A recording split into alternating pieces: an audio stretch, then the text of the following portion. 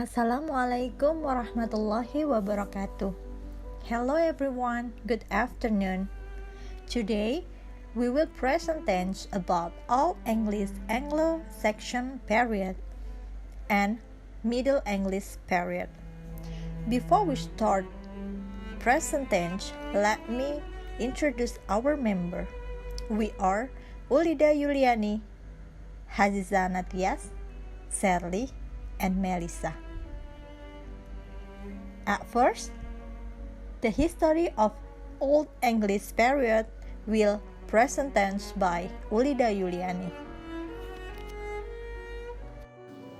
Old English Anglo-Saxon period 450 until 1066.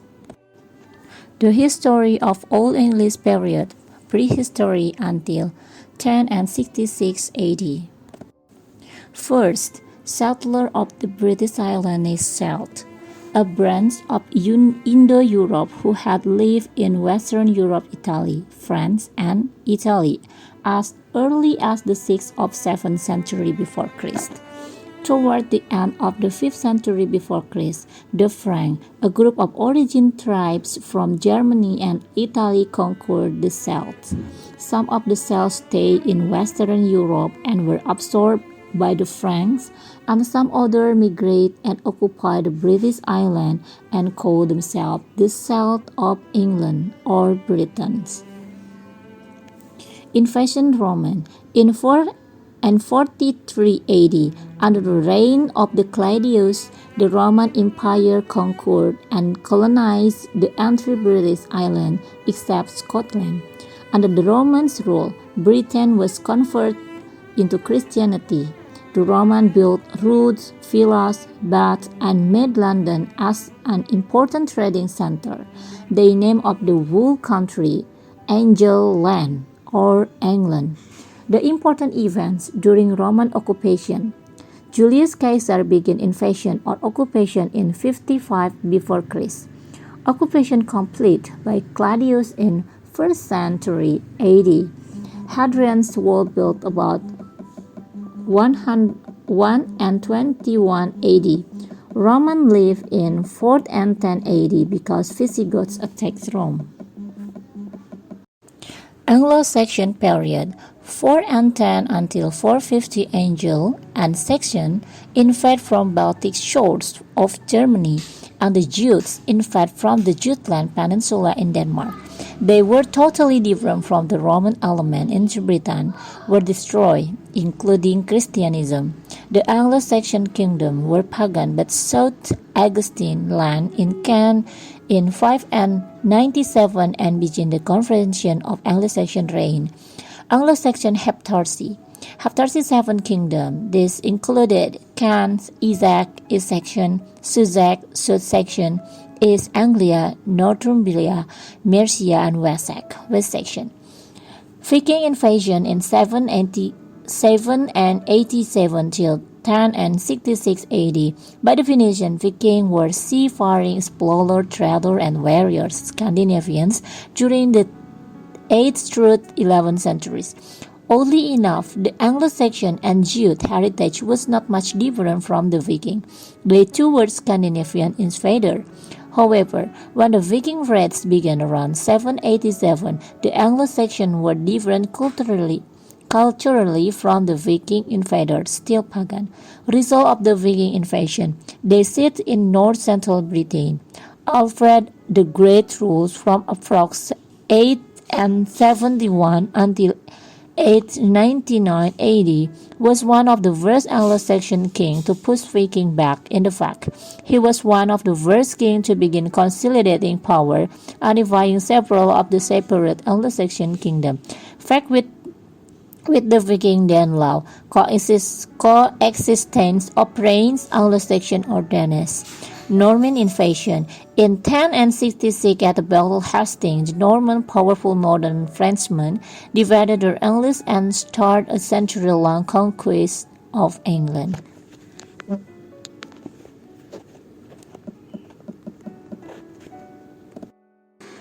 Old English literature.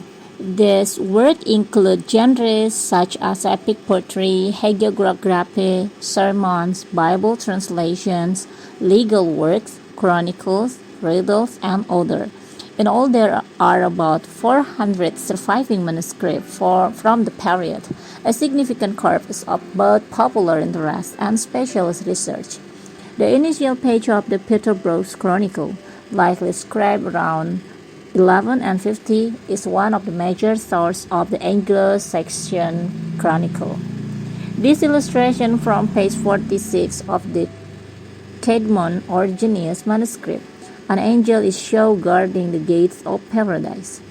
Theme in Anglo-Saxon poetry: 5 great principles: love of personal freedom, responsiveness to nature, religion, love for womanhood, struggle for glory. All these principles are reflected in their literature.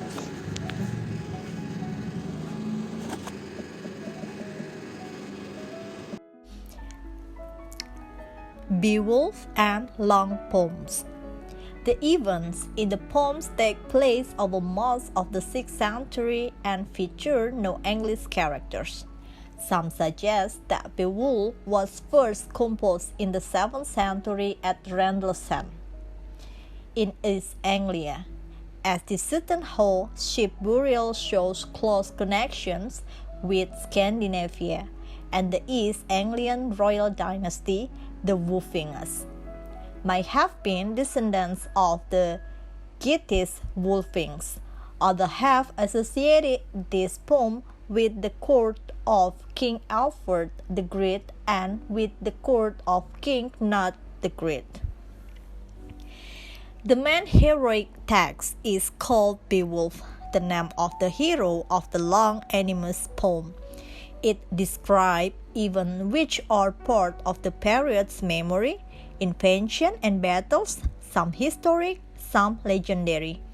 The epic is set around 6th century, but was probably not written down until the 8th century. Beowulf is the first hero in English literature, the man who can win battles and give safety to his people over a long period of time. Beowulf, which is about 3,000 lines, is a story about a brave young man from southern Sweden. Beowulf goes to help Hrothgar, king of the Danes, who cannot defend himself or his people against a terrible monster called Grendel.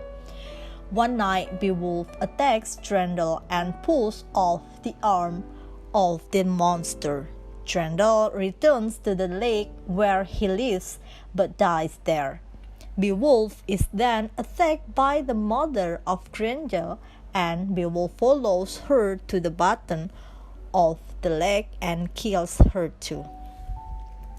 The story of Beowulf is part myth, part history, but the hero is remembered as the man who can win battles and give safety to his people over a long period of time. Questions of the passing of time through the generation and of what it means to be a human being are central.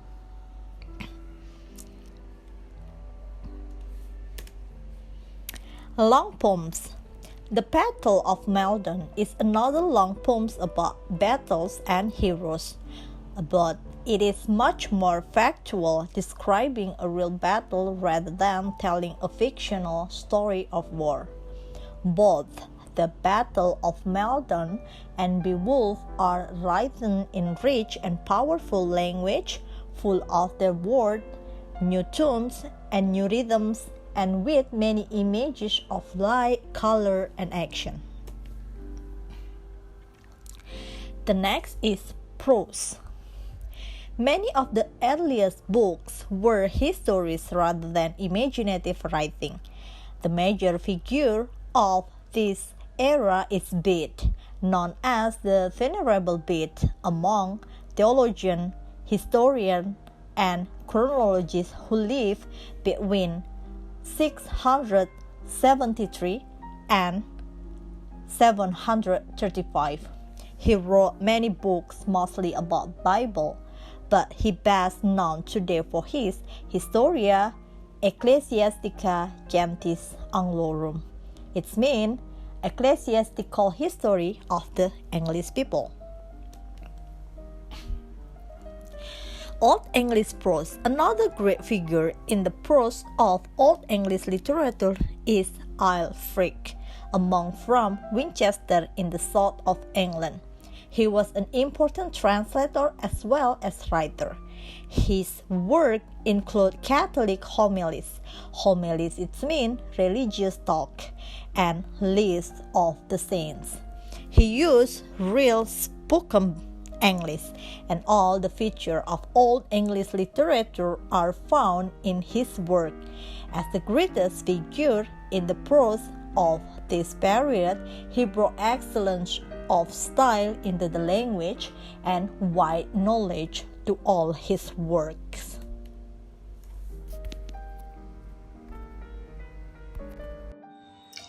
Middle English period 1066 until 1485.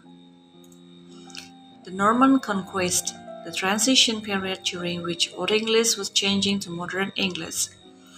In 1066, after Edward's death, Harold Godwinson was proclaimed King of England. As soon as the news reached William of Normandy, he mustered a big army and landed in Great Britain. In the Battle of Hastings, Harold was killed, and the English were defeated. The Normans became masters of England. William replaced the Old English nobility by a new Norman nobility. Soon, very important position in government, church, and at the universities was held by Norman.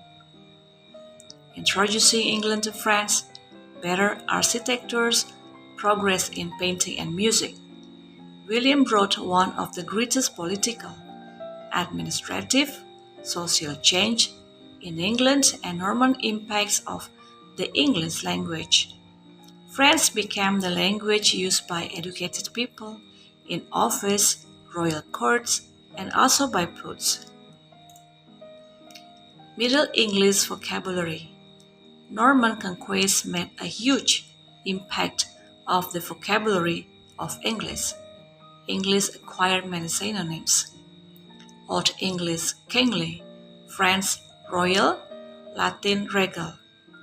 Old English ask, French question, Latin interrogate.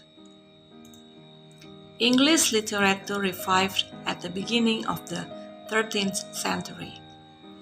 The most interesting of all works of Lyamon Brut is The Owl and the Nightingale, a verse debate between two birds mentioned in the title about life, to live morally or to live for pleasures.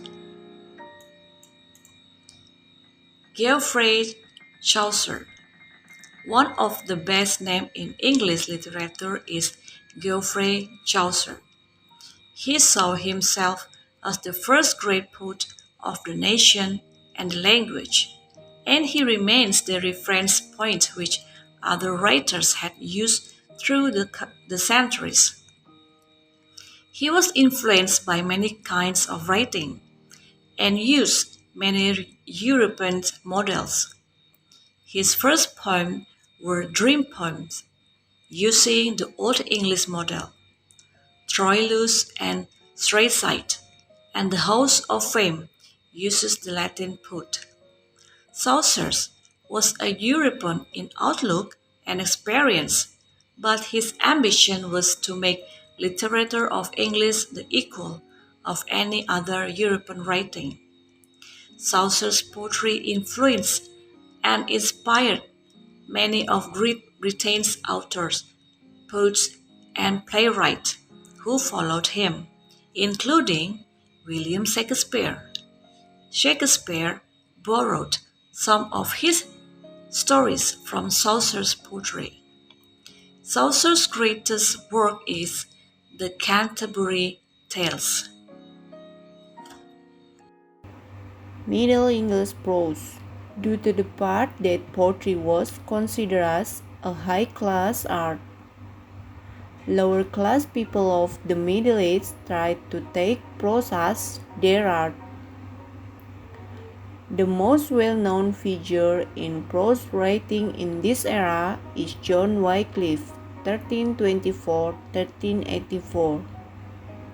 He was a scholar and priest who was popular as a translator of the Bible.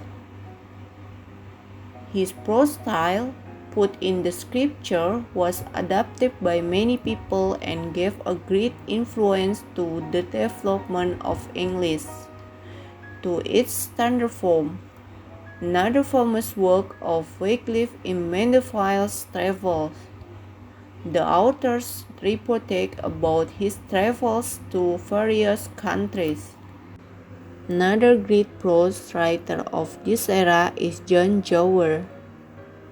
He wrote a great many books in Latin and in French as well as in English. His most famous is Confessio Amantis, the Confession of a Lover. At the end, the lover says he will give up love but only because it's getting too old. Just like in the Canterbury Tales and Piers Pullman.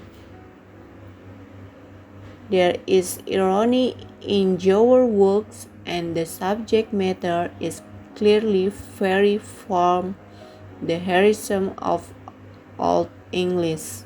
Emotion and human weakness are becoming more common themes in literature.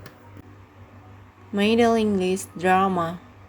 The main writing of this period was in poetry, but the tradition of drama, in addition to prose, was beginning at this time too. Drama. The original medieval dramas were set in around the church at festival times, and they showed scenes from the Bible for an audience who perhaps could not understand the Latin of the Bible. The plays were called mystery or miracle plays because they showed the mysterious or miraculous events of the Bible and the saints' life.